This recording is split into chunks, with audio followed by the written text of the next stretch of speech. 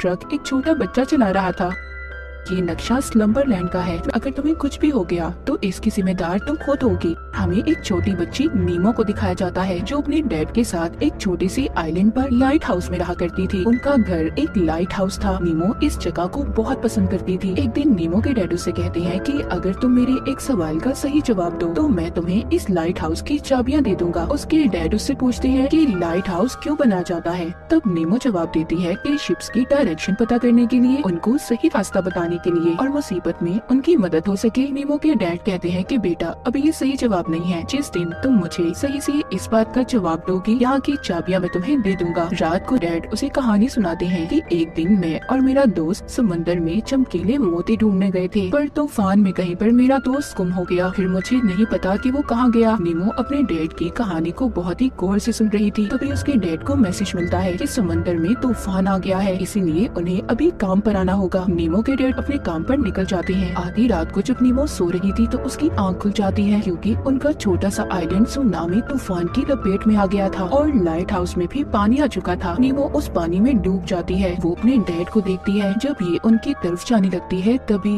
एक मॉन्स्टर आकर उसके डैड को निगल जाता है। तभी नीमो की आंख खुलती है। इसका मतलब ये था कि वो सपना देख रही थी। सुबह को नीमो के पास कुछ गार्ड आते हैं और आकर उसको उसके डैड की मौत का बताते हैं। ये सुनकर नीमो टूट गई थी। वो बहुत ज्यादा दुखी हो जाती है। एक लेडी ऑफिसर उसको बताती है कि उसके डैड चाहते थे कि वो उनकी बात अपने अंकल के पास जाकर रहे, पर नीमो अकेले ही इस आइलैंड पर रहना चाहती थी। ऑफिसर कहती है बेटा तुम अकेले यहाँ पर नहीं रह सकती, इसीलिए तुम्हें अपने अंकल के साथ जाना होगा। अब नीमो अपना सारा जरूरी सामान लेती है और अपने अंकल के साथ चली जाती है। उसके अंकल एक बहुत ही अमीर इंसान थे। वो नीमो को अपने साथ रखने पर बहुत खुश थे, पर वो ये नहीं जानते थे कि बच्चों को कैसे रखा जाता है। उधर नीमो भी अपने डैड की मौत के बाद चुप चुप रहने लगी थी। रात को सोते हुए जब नीमो की आंख खुलती है तो वो देखती है उसका पसंदीदा खिलौना जिंदा हो गया था और उसका बेड खुद अपनी टांगों पर चलकर उसे खिड़की से बाहर ले जा रहा था। फिर वो बेड पानी से होता हुआ उसे एक जादू की दुनिया में ले जाता है जहाँ पर नीमो की मुलाकात फ्लिप नाम के एक आदमी से होती है जिसके सर पर दो बड़े बड़े सींग थे। फ्लिप वहाँ पर नीमो से उसके डैड का पूछता है। वो बहुत ही दुखी होकर उसे अपने डैड की मौत का बताती है। वो भी ये बात सुनकर दुखी हो गया था। कहता है दरअसल मुझे तुम्हारे डैड से एक नक्शा चाहिए था। नीमो ये समझ रही थी कि वो अभी भी सपना देख रही है। वो उसे कहती है मेरे सपने से चले जाओ। फ्लिप कहता है ठीक है मैं चला जाऊंगा, पर तुम्हें मुझे वो नक्शा देना होगा जिसकी मदद से मैं चमकीले मोतियों को ढूंढ सकता हूँ और तुम भी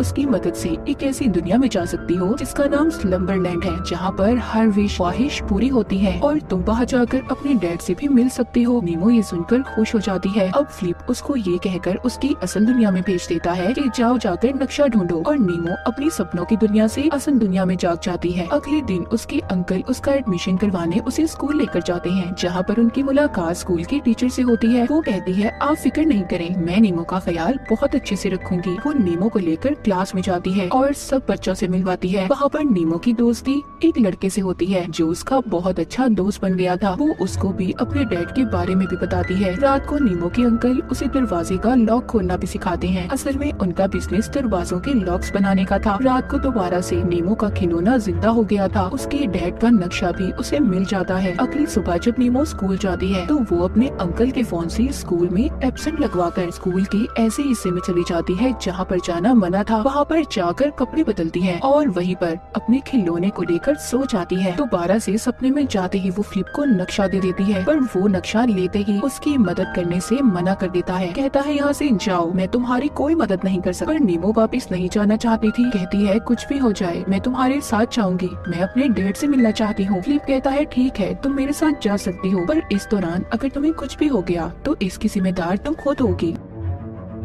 वो बताता है कि ये नक्शा स्लम्बरलैंड का है। मैंने इसको एक पुलिस ऑफिसर से चुराया था और आज तक वो ऑफिसर मेरे पीछे है। वो नीमो को जादुई दुनिया के बारे में भी बताता है जहाँ पर चमकीले मोती हैं। अब ये दोनों उस जादू की दुनिया में पहुँच गए थे जहाँ पर फ्लिप पहुँचकर उसको जादुई दुनिया के कुछ असूल बताता है। कहता है कि यहाँ पर उसे किसी के सपनों से छेड़छाड़ नहीं करनी और न ही किसी की आंखों को देखना है। अगर यहाँ की पुलिस ने तुम्हें पकड़ लिया तो वो तुम्हें हमेशा के लिए कैद कर देंगे। वो दोनों अब ऐसी जगह पर जाते हैं जहाँ पर पत्तों से बने हुए इंसान थे। वहाँ पर डांस पार्टी चल रही थी। वहाँ एक और लड़की जो बहुत ही मजे से डांस कर रही थी, वो लड़की भी अपने सपनों में थी, क्योंकि ये सपनों की दुनिया थी और हर कोई यहाँ पर अपने सपनों के मजे ले रहा था। वहीं पर वो पुलिस ऑफिसर भी आ जाती है, जो अब तक फ्लिप के पीछे पड़ी थी, जिसके बारे में उसने नीमो को भी बताया था। इससे पहले वो फ्लिप को गिरफ्तार करती, वहाँ पर वो ही मॉन्स्टर आ जाता है जिसको नीमो ने अपने सपने में देखा था। लेकिन किसी तरह फ्लिप उसे बचा लेता है। वो बचाकर नीमो को एक दूसरी जगह पर ले आया था और कहता है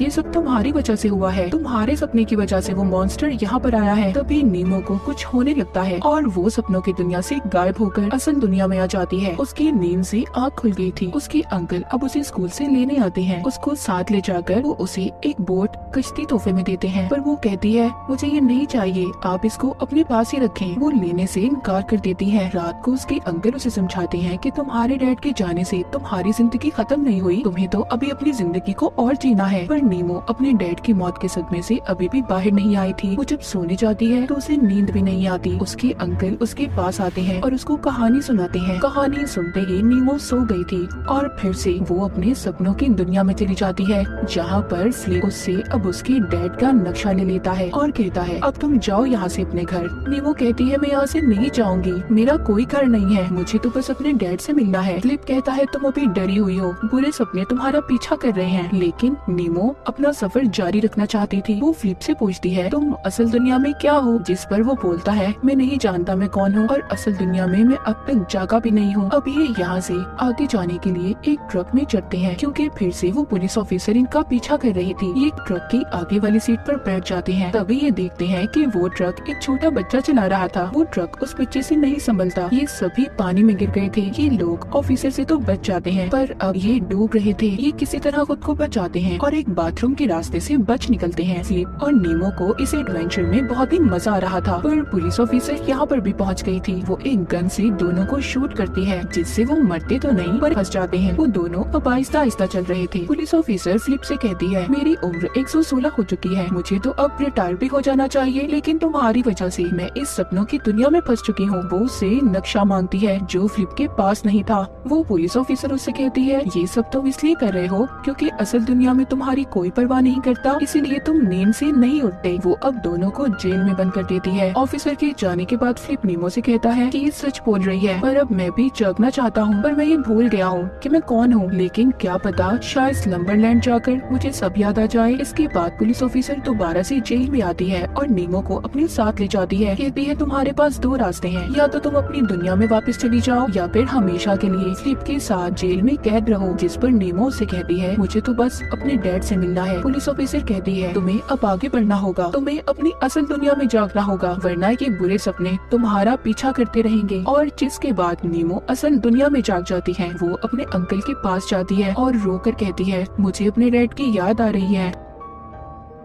तो उसके अंकल उसे एक वीडियो दिखाते हैं। नीमो देखती है उसके अंकल ने उस वीडियो में बिल्कुल सपनों के फ्लिप जैसे कपड़े पहने हुए हैं। उसके अंकल उसे बताते हैं मैं बचपन में बहुत शर्मीला था, जब मैं और तुम्हारे डैड दोनों खेला करते थे तो मैं किसी तरह के भी कपड़े पहन लिया करता था। तुम्हारे डैड की जिंदगी में तुम्हारी मॉम आई तो वो दुनिया घूमने निकल गई और मैं बस अकेला रह गया, बिल्कुल अकेला। वो कहते हुए बहुत ज्यादा उदास हो गए थे। नीमो उनसे कहती है मेरे डैड हमेशा रात को मुझे आपकी कहानी सुनाया करते थे। अगली सुबह ये जब स्कूल जाती है तो स्कूल की उसी जगह पर जाकर नीमो सो जाती है और फिर दोबारा से अपने सपनों की दुनिया में उठती है। ये अब अपने अंकल की दी हुई चाबी से फ्लिप के जेल का ताला खोलती है और उसे अपने साथ बाहर ले आती है। जब भी उसे यहाँ से लेकर जा रही थी तो पुलिस ऑफिसर इनको फिर से देख लेती है, पर इस बार नीमो उसकी गन से उसी को टाइम लूप में फंसा देती है। फ्लिप उसके साथ तस्वीर भी बनवाता है, जिसके बाद ये लोग बर्फीली जगह पर आ गए थे। पर यहाँ पर भी ऑफिसर पहुँच जाती है जो इनको पकड़ना चाहती थी। वो अब तक इनका पीछा कर रही थी। ये उससे बचने के लिए ऊंचाई से छलांग लगाते हैं और बड़े बड़े परिंदों पर बैठकर एक छोटे से घर में पहुंच गए थे, जहां जाकर ये दोनों लाइट हाउस में पहुंच जाते हैं। वहां पर पहुंचकर नीमो से कहती है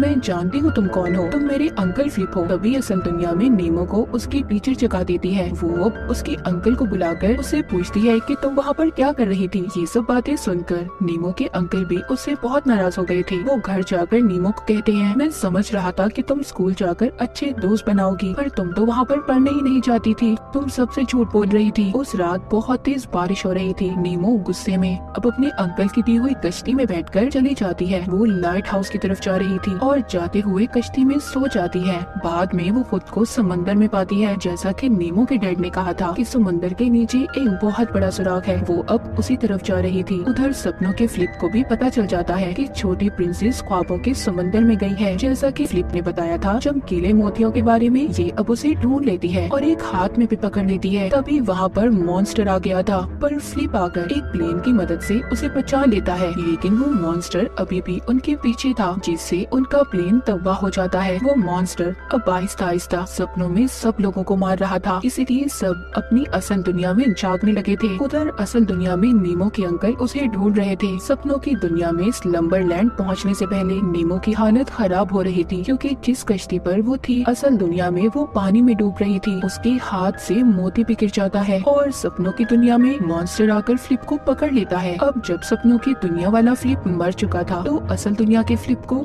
न जाने क्या हुआ था। वो नीमो को बचाने पानी में कूद जाता है। उधर सपनों की दुनिया में जब मॉन्स्टर गायब हो गया था, तो ऑफिसर नीमो के पास आती है। वो उसके हाथ में मोती देखती है और कहती है कि तुम्हें जो सपने कोई भी देखने का कहता है, तुम बस वही देख लेती हो, जिसके पीछे कोई सच्चाई नहीं है। तभी नीमो खुद को लाइट हाउस के पास पाती है, जहाँ पर अपने डैड को देखती है। ये जल्दी से भागकर अपने डैड के पास जाती है। ये लाइट हाउस की ऊंचाई पर जाकर खूब मजे करते हैं। वहीं पर असल दुनिया में नीमो के अंकल फ्लिप उसे होश में लाने की कोशिश कर रहे थे। सपनों की दुनिया में नीमो के डैड उसे समझाते हैं कि तुमने अकेले ही सफर को पूरा किया है और आगे भी तुमने अकेले ही सफर को तय करना है। असल दुनिया तुम्हारा इंतजार कर रही है मेरी जान, तुम किसी भी कीमत पर उसे नहीं छोड़ोगी, तुम्हें वापस जाना ही होगा। तभी हकीकत में असल दुनिया में नीमो को होश आ जाता है। उसके अंकल उसे गले लगा लेते हैं और कहते हैं अब दोबारा मैं तुम्हें अकेले नहीं छोड़ूंगा। अगले दिन हम नीमो को देखते हैं, जिसने स्कूल में अपने बॉस से दोस्त बना लिए थे। ये कहानी यहीं पर खत्म हो जाती है।